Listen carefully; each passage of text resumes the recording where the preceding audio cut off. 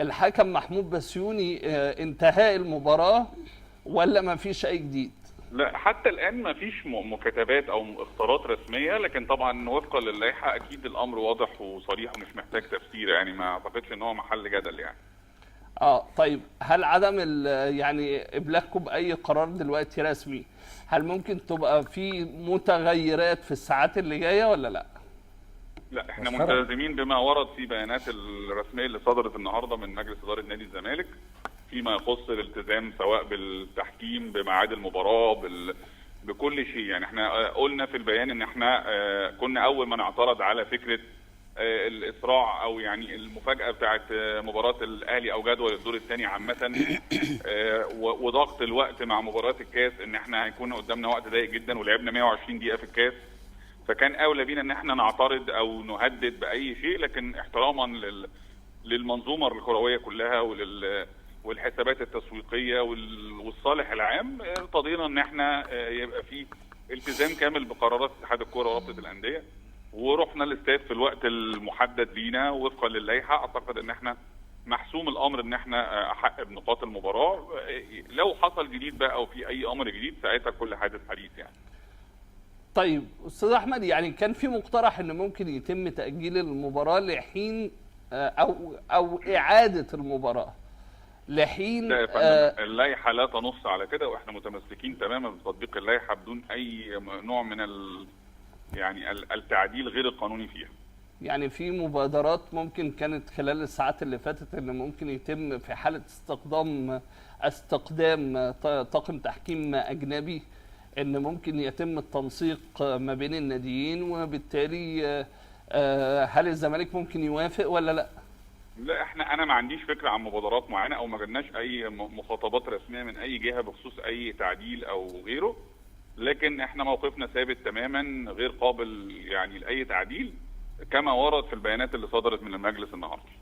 طيب استاذ احمد، يعني انتوا بتشتكوا طول الموسم من الحكام المصريين، تمام. وطبعا الكابتن احمد حسام ميدو عمل مؤتمر صحفي وقال، والكابتن عبد الواحد السيد برضو قال ان احنا ابتعدنا عن المنافسه بسبب الاخطاء التحكيميه والقرارات التحكيميه اللي اثرت على نادي الزمالك. ايه اللي يخليكم النهارده يعني ما تستعينوش بطاقم تحكيم اجنبي وتلتزموا الصمت تماما طب في سوء فهم للسؤال في ده اختيار كويس طبعا الحكم محمود بسيوني بإدارة مباراة القمة النهارده؟ لا يا كابتن اسلام، هو كويس ان حضرتك سالت السؤال ده لان هو يعني السؤال مطروح فعلا. في سوء فهم للموضوع ده بالذات. الزمالك لم يطلب حكام مصريين وما كانش يعني هو صاحب القرار ده او صاحب لم يطلب الطلب ده حكام إطلاقاً. أجانب تقصد؟ نعم؟ لم يطلب حكام أجانب.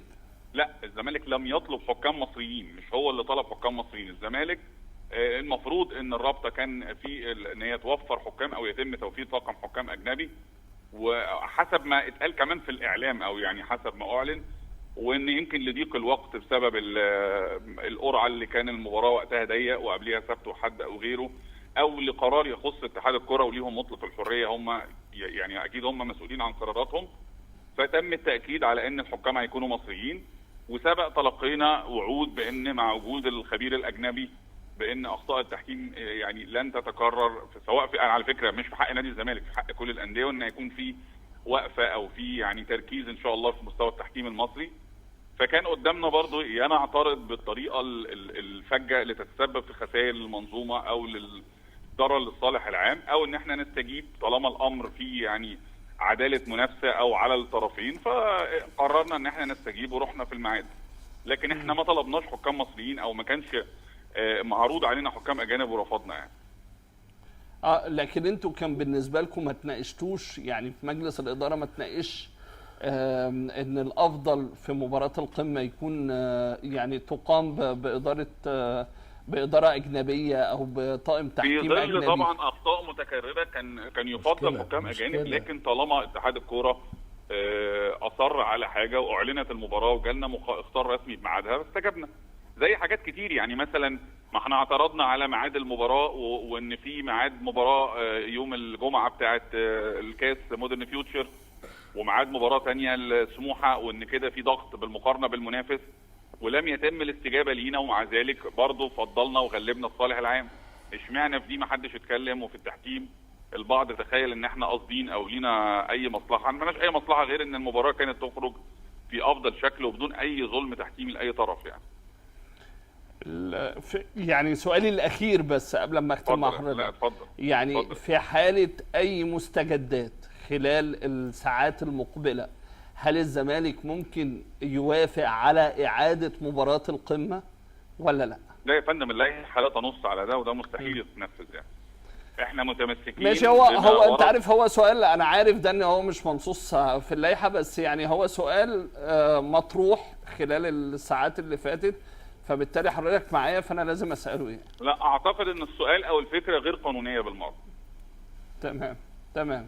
استاذ احمد سالم، المتحدث الرسمي لبناء الزمالك، انا بشكرك وموضحا طبعا موقف الزمالك بشكل عام، وفي نفس الوقت بنحاول نجيب مسؤول من النادي الاهلي، من رابطه الانديه، من لجنه الحكام، من اتحاد الكره خلال الحلقه. لكن زي ما قلت لك ان النادي الاهلي كان في بيانه الرسمي طبعا لطلبين في البدايه، اللي هو التمسك بتاجيل المباراه لحين الالتزام بقرار رابطه الانديه المحترفه التي تنظم مسابقه الدوري، ورغبه النادي واقامه مباراه اليوم بطاقم تحكيم اجنبي لتوفير العداله بين الانديه المتنافسه.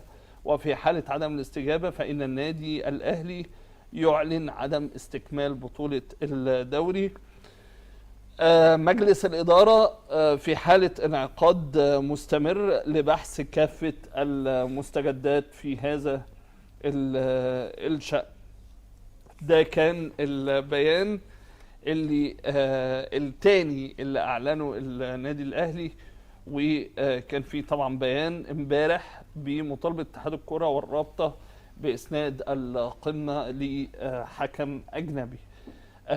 كل طرف بيدافع عن حقوقه، وكل طرف بيدافع عن وجهة نظره، وبالتالي بنحترم كل الأطراف المعنية، وكل واحد حقه ان هو طبعا يدافع عن وجهة نظره وفقا لرؤيته ووفقا لقرارات النادي، سواء في الأهلي في الزمالك وأيضا رابطة الأندية واتحاد الكرة. كابتن مجدي، رأي حضرتك في المشهد ورأي حضرتك في الأحداث، ومين الطرف المتضرر من الأحداث اللي احنا بنمر بيها دلوقتي؟ الطرف المتضرر الكرة المصرية عموما. ده الطرف المتضرر الأكبر، لأن الصورة مش مظبوطة. في حلقة مفقودة.